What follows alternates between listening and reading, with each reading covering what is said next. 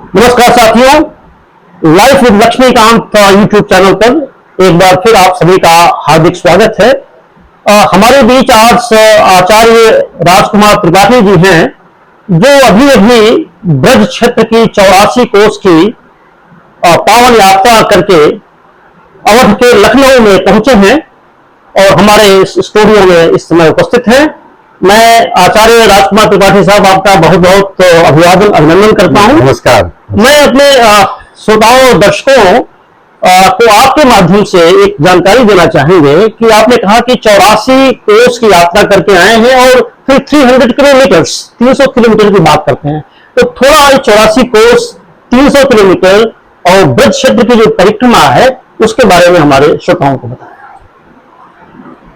ब्रज क्षेत्र में भगवान कृष्ण की लीला जिस क्षेत्र में हुई है वो 84 कोस माना जाता है और उसकी पुरुषोत्तम मास में, अधिक मास जो होता है, उसमें परिक्रमा करने का पुण्य मिलता है। और ये मान्यता है कि पुरुषोत्तम मास में जो भगवान की लीलाओं का क्षेत्र है 84 कोस, एक कोस में 3 किलोमीटर होता है और इस हिसाब से लगभग 260-262 किलोमीटर की पहले परिक्रमा थी। सरकार ने जो तंग गलियां थी और जो सकरे रास्ते थे जो थोड़ा दुर्गम थे, उनको सुगम करने के लिए गांव के बाहर से कुछ जगहों पर बाईपास बना दिया। इस तरह से लगभग 300 किलोमीटर की यात्रा है और इस गर्मी के महीने में लाखों लोग सड़क पर हैं। पुरुषोत्तम मास में 17 मई से 15 जून तक पुरुषोत्तम मास है और इसमें पूरे देश के कोने कोने से लोग इतनी भयंकर गर्मी में इस 84 कोस की ब्रज परिक्रमा कर रहे हैं और ब्रज के रज को माथे से लगा रहे हैं, जो भगवान कृष्ण की लीलाओं का क्षेत्र है, और पुरुषोत्तम मास में पुण्य अर्जित कर रहे हैं। अब इस 84 कोस में मैंने जो परिक्रमा शुरू किया था वो राजस्थान की सीमा से शुरू किया था। गोवर्धन जी का जो, गिरिराज जी का जो मंदिर है उसके आगे कौथरा एक गांव है। कौथरा में राजस्थान की सीमा शुरू होती है और वहां पर राजस्थान का गेट बना हुआ है। वहां से ब्रज 84 की परिक्रमा की शुरुआत मैंने की और लगभग 40 किलोमीटर, 13 कोस लोग बताते हैं कि 13 कोस है, लगभग 40 किलोमीटर की यात्रा करते हुए हम हरियाणा की सीमा में दाखिल हुए। उसके बाद हरियाणा की 13 कोस की सीमा परिक्रमा करते हुए फिर मथुरा में, उत्तर प्रदेश की सीमा में, मथुरा क्या, जैसे यमुना जी को पार किया मैंने तो पहले अलीगढ़ का गांव आया, उसके बाद मथुरा के गांव आए और इस तरह से फिर पूरी ब्रज की जो परिक्रमा 84 कोस की करते हुए और कौथरा पर मैंने 11वें दिन अपनी परिक्रमा समाप्त की। 21 मई 2026 को परिक्रमा शुरू किया था और 31 मई को प्रातः 8:30 बजे के करीब मेरी परिक्रमा 11वें दिन समाप्त हुई। कोई ऐसी अनूठी चीज हो, कोई अभिनव अनुभव हुआ हो आपको इस 300 किलोमीटर की परिक्रमा में, वो हमारे श्रोताओं दर्शकों को थोड़ा बताएं। अनुभव तो, पहला अनुभव तो अपने साथ ही है। मैं कभी इतना पैदल नहीं चला था और जब मन में भाव आया, ईश्वर की कृपा हुई कि ब्रज 84 की परिक्रमा करनी चाहिए, तो बस भगवान का नाम लेके मैं चल पड़ा। इतनी गर्मी बर्दाश्त करने की क्षमता नहीं थी, 45 डिग्री टेम्परेचर। और पहले दिन मैं कौथरा से चला दीघ तक गया, लगभग 17 किलोमीटर बाद रात्रि विश्राम किया। अगले दिन दीघ से मैं चला और 38 किलोमीटर की यात्रा मैंने की। दोपहरी को भी मैं चल पड़ा, जिसका परिणाम ये रहा कि मेरे पैरों में छाले आ गए।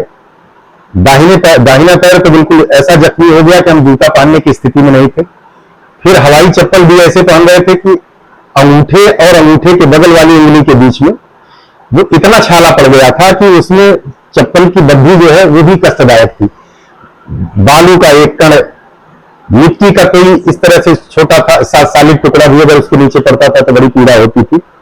और लगभग रोज में 25 से 30-32 किलोमीटर की यात्रा में रोज करता रहा। लेकिन प्रभु की ऐसी कृपा कि इस भीषण गर्मी में और जगह जगह प्यास के नाते ठंडा पानी पीते रहे, न तो कभी सर्दी जुकाम हुआ न कभी बुखार हुआ। और सबसे बड़ी बात यह कि मैं ब्रज के लोगों को, वास्तव में जो ब्रज के निवासी हैं वो भगवान कृष्ण के पार्षद हैं और इतना श्रेष्ठ आचरण जिस भी गांव से हम गुजरे, हर ग्रामवासी के मन में लगता था कि भगवान आ गए हैं। मैं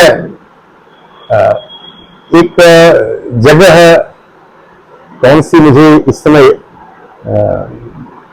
याद नहीं आ रहा है उस जगह का नाम, माट में डॉक्टर हाकिम सिंह है जी। दोपहर को मैं उनके क्लिनिक पर गया, हाकिम सिंह के घर पे, क्योंकि दोपहरी थी और शाम को फिर मैं सुबह 4 बजे के करीब अपनी यात्रा शुरू करता था और 8 साढ़े 8 बजे तक चलता था। उसके बाद गर्मी हो जाती थी और थक के मैं चूर भी हो जाता था। दोपहर को कहीं विश्राम करता था और शाम को जब मौसम थोड़ा ठंडा होता था 5 बजे से 9 बजे तक फिर मैं चलता था, फिर रात्रि कहीं विश्राम करते थे।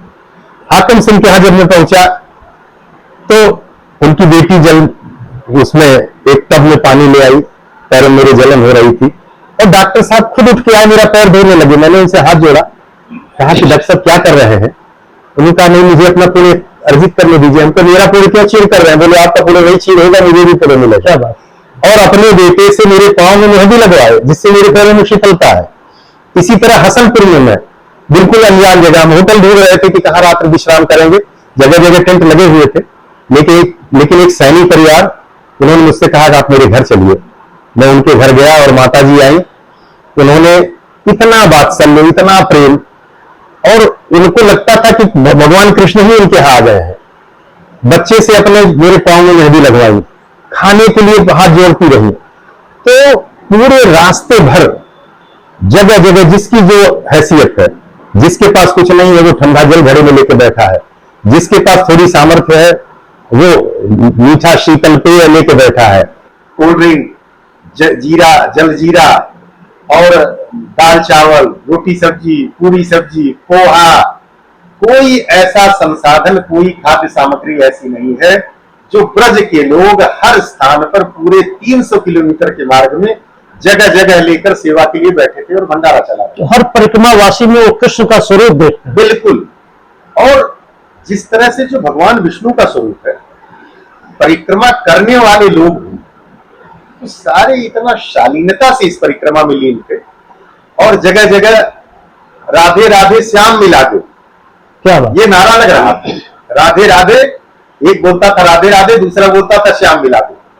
तो भगवान कृष्ण को पाने की और उनसे मिलने की ऐसी उत्कंठा कि मतलब मैं क्या बोलूं कि क्या आध्यात्मिक ऊर्जा मिली और क्या मुझे महसूस हुआ। वो वही गूंगे की गुड़ की तरह से है, जो इतनी कठिन परिक्रमा करने के बाद जो मेरा मन प्रफुल्लित है और इतना मैं अपने आप को हल्का महसूस कर रहा हूं। मैं कभी सोच भी नहीं सकता था कि मैं इस गर्मी के मौसम में 300 किलोमीटर चलूंगा। भगवान की कृपा रही, परिक्रमा पूरी हुई और बस ब्रजवासियों को बहुत बहुत धन्यवाद। इतनी मनोहार, केला लिए हैं, मिठाई लिए हैं, पानी लिए हैं, पांव पकड़ रहे हैं, बाबा कुछ खा लीजिए। तो मैंने कहा कि भैया पुरुषोत्तम मास है, जैसे आप धर्म का कार्य कर रहे हो, मैंने भी सोचा है कि ये पुण्य का महीना है और इसमें दान पुण्य करना चाहिए। मैं भंडारे की कोई चीज नहीं खाऊंगा। तो बहुत अनुनय विनय के बाद वो छोड़ते थे, नहीं तो कुछ न कुछ खाने पीने के लिए बातें ही करते थे। बहुत अच्छा लगा त्रिपाठी साहब, आपने इलाहाबाद विश्वविद्यालय से दर्शन शास्त्र में पोस्ट ग्रेजुएट किया और उसके बाद आप उत्तर प्रदेश सरकार में जीएसटी के ज्वाइंट कमिश्नर के पद पे लंबे समय तक काम किया और उसके बाद आपने ये परिक्रमा, ब्रज की परिक्रमा पूरी की। और उसके बाद आप बद्रीनाथ और उधर गंगोत्री की तरफ भी आप रुख किए हैं और वहां से आने के बाद आपने हमें ये सरस्वती जल भेंट किया। ये सरस्वती का जल है साथियों, सरस्वती नदी का जल। तो हमारे मन में जिज्ञासा आ रही है कि जब हम प्रयाग में त्रिवेणी संगम की बात करते हैं तो अक्सर ये कहा जाता है कि गंगा, यमुना और एक जो है मिथिकल सरस्वती जो लुप्त प्राय हैं वो दिखती नहीं है। लेकिन आपको ये सरस्वती जल आप कहां से आपको मिला, इसके बारे में आप हमारे श्रोताओं को थोड़ा बताएं। ब्रज 84 कोस की परिक्रमा के पूर्व मैंने उत्तराखंड की 4 धाम यात्रा किया। पहले गंगोत्री गए, फिर पहले यमुनोत्री गए, फिर गंगोत्री गए, फिर बाबा केदारनाथ के दर्शन किया और फिर बद्रीनाथ जी के दर्शन किए। ये बता दूं आपको कि वहां पर पंच केदार हैं, अच्छा, और सप्त बद्री। तो सप्त बद्री में बद्रीनाथ जी का दर्शन हुआ, योग बद्री का हुआ, ध्यान बद्री का हुआ और वृद्ध बद्री का हुआ। हमने 4 बद्री के दर्शन किए। पंच केदार में हमने बाबा केदारनाथ के दर्शन किए, तुंगनाथ जी का दर्शन किया और पूरे दुनिया में सबसे ऊंचाई पर स्थित शिव मंदिर अगर है तो वो तुंगनाथ जी का है, केदारनाथ जी से भी ऊंचाई पर। उसके बाद कल्पेश्वर महादेव किए, तो 3 केदार का दर्शन। जब बद्री विशाल का दर्शन हमने किया भगवान बद्रीनाथ जी का, और मैं ईश्वर की ऐसी कृपा रही कि मोहनी एकादशी के दिन बद्री विशाल का दर्शन हुआ 27 अप्रैल को। वहां से बद्रीनाथ जी के मंदिर से 3 किलोमीटर दूर माना गांव है, माना, और पहले उस गांव को भारत का आखिरी गांव बोला जाता था। अब इस सरकार ने उस गांव को भारत का पहला गांव बोला है। एक तो आखिरी और पहले में ये परिवर्तन किया। दूसरे, तिब्बत का बॉर्डर है, ऊपर हिम शिखरों से, पहाड़ों से सरस्वती नदी नीचे बहुत नीचे आके गिरती है और 100 मीटर जाने के बाद वो फिर उसी धरती में समा जाती है। इसके पीछे ये कथा है कि वेद व्यास जी गणेश जी को महाभारत की कथा सुना रहे थे और वही उसी स्थान पर, और सरस्वती जी अपने वेग से बह रही थी। इतना शोर हो रहा था कि गणेश जी उस कथा को सुन नहीं पा रहे थे। तो गणेश जी ने कहा कि भाई सरस्वती जी से कि आप अपना वेग कम करिए और कोलाहल ना हो, हमको कथा सुनने में व्यवधान ना हो। लेकिन सरस्वती जी नहीं मानी, तो उन्होंने श्राप दिया, अब आप पाताल से होकर बहोगी, इस धरती पर नहीं आप बहोगी। तो 100 मीटर दूर जाने के बाद सरस्वती जी पाताल में समा गई। ये तो मेरी देखी हुई दृष्टि के सामने की चीज है कि 100 मीटर तक सरस्वती जी आई हैं और उसके बाद जमीन में समा गई, कहाँ गई। और हम ये मानते हैं कि प्रयाग जब हम लोग जाते हैं तो गंगा जी आई हैं, उधर से सरस्वती यमुना जी आई हैं और पाताल से सरस्वती जी आई हैं और वो संगम है। तो ये एक कहानी गणेश जी के श्राप के कारण सरस्वती जी पाताल में चली गई हैं और 100 मीटर तक वहां प्रवाहित। बहुत बहुत धन्यवाद त्रिपाठी साहब। आप सेवानिवृत्त के जी कुछ कहना चाहते हैं? मैं ये कहना चाह रहा था कि आपने कहा कि जो आयाम पहले नौकरी का था, उसके बाद फिर इस दिशा में आने का, तो मैंने इससे पूर्व भी चर्चा किया था कि जो हमारे सनातन परंपरा में साधन चतुष्टय है, धर्म अर्थ काम मोक्ष है और किसी चीज की मनाही नहीं है। उसके बाद जो 4 आश्रम है, ब्रह्मचर्य है, गृहस्थ है, वानप्रस्थ है, संन्यास है, तो हम सब वानप्रस्थी हैं, बल्कि 7 साल उम्र हो गई तो 10 साल बीत गया है जाता। तो वानप्रस्थ में चीजों से डिटैच होना चाहिए, विरक्ति भाव आना चाहिए और उसके बाद धीरे धीरे संन्यास की तरफ बढ़ना चाहिए। संन्यास का अर्थ है सब कुछ छोड़कर जंगलों में जाना नहीं है, वानप्रस्थ का अर्थ जंगल में जाना नहीं है, बल्कि अपनी कामनाओं से अपने को मुक्त करना है। और जैसा कि मैं आपसे पहले भी इस विषय पर चर्चा कर चुका हूं कि मृत्यु किसी भी उम्र में हो, अगर किसी व्यक्ति की कामना अवशेष है, उसकी वासना अवशेष है, अतृप्त है, तो वो अकाल मृत्यु मानी जाती है। इसीलिए सनातन में वानप्रस्थ और संन्यास की बात की गई है कि व्यक्ति अपनी कामनाओं पर नियंत्रण करे, मोह से बचे, अपने को विरक्ति की तरफ ले जाए और धीरे धीरे उसकी कामनाएं समाप्त हो। तभी गीता का निष्काम कर्म योग जो है वो चरितार्थ होगा और फिर जो व्यक्ति काम करेगा वो लोक कल्याण के लिए होगा। तो आचार्य त्रिपाठी साहब, आप एक लंबी सुदीर्घ यात्रा करने के पश्चात यहाँ लखनऊ पधारे हैं और आपने हमारे इस स्टूडियो को समृद्ध किया है।